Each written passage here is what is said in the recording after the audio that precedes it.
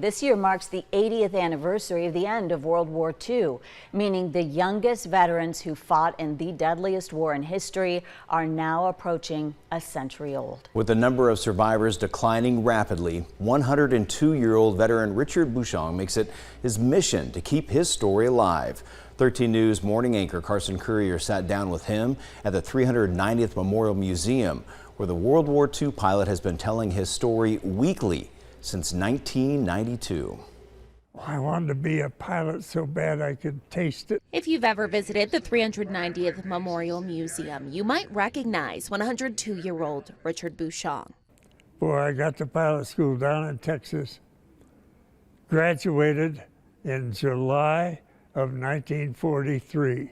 He has been telling his story every Thursday since 1992, back when this museum was only a hangar for this B-17. The same plane he flew at just 20 years old when he was part of the 390th Bomb Group in World War II. They said fly 25 missions and you could go home. That was the quota. Before ever flying a mission, he was hospitalized with what doctors believed was jaundice. Following his release from the hospital days later, he realized his sickness saved his life. Oh, your crew was shot down.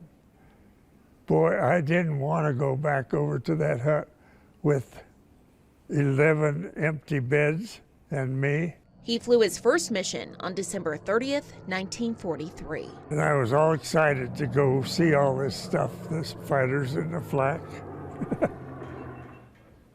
I saw it all that day and got home.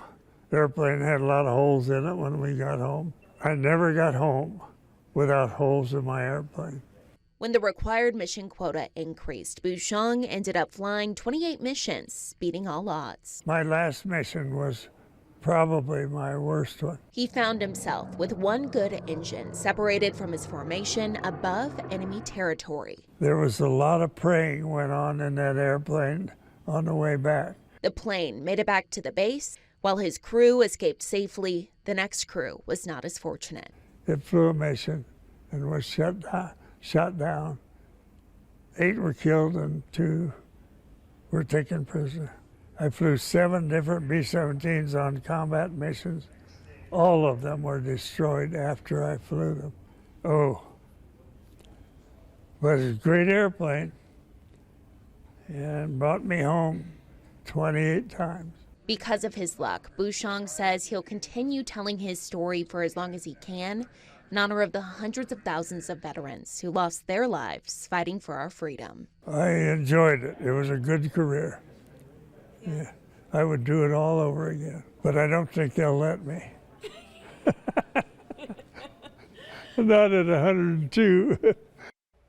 If you want to hear Bushong's full story, you can find him at the 390th Memorial Museum every Thursday. The museum is separate from the Pima Air and Space Museum, and it runs fully on donations.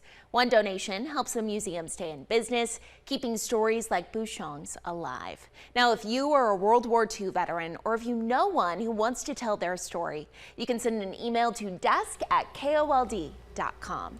Carson Courier, 13 News.